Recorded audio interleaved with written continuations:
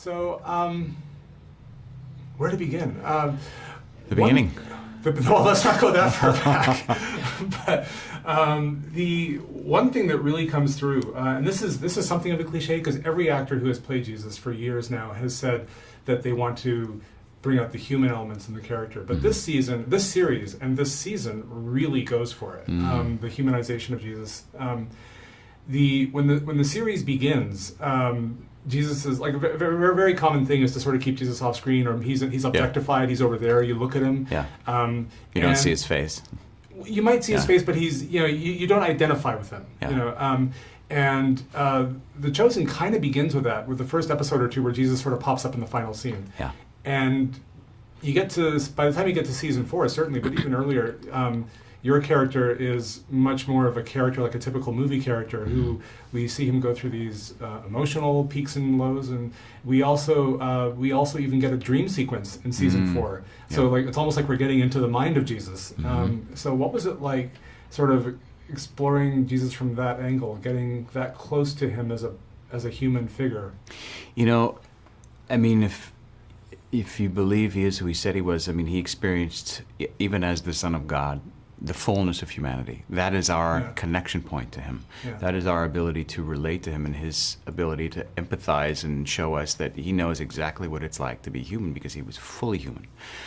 So he would go through all the things that humans go through, and dreams, laugh, cry, pain, frustration, anger, righteous anger in his case, obviously, but, frustration with people not taking him at his word and believing him and hearing him.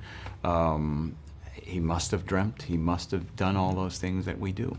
So for me, it was really interesting to explore these things, but always I can only inform it with the fullness of my humanity in the emotional spectrum. So as much as I would react to in certain situations, that's all that I can give, and I hope that it is in the ballpark of maybe what he could have experienced. I'll never know until, God willing, I get to the other side, I guess. Right. But that is the most that I can hope for, is to just bring the fullness of my own, albeit flawed humanity, to the fullness of his humanity on screen. Right. Because I was also really struck just by the little things like, I mean, he needs a hug. There's no spoilers, but it's not that he is always soothing others, but he needs to be hugged, and not just by his mother. It's other people as well, right? That's right.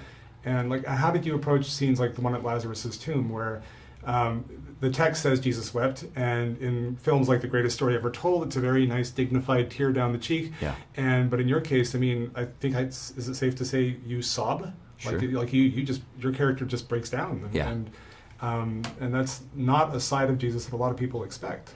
Yeah, and again, the thing, that's one of the things I love about The Chosen, is that we see those things that people don't expect, but have to assume that it has to be absolutely true. He experienced every one of it. You talk to any religious leader, priest, pastor, reverend, they'll all tell you he had to have gone through all of this.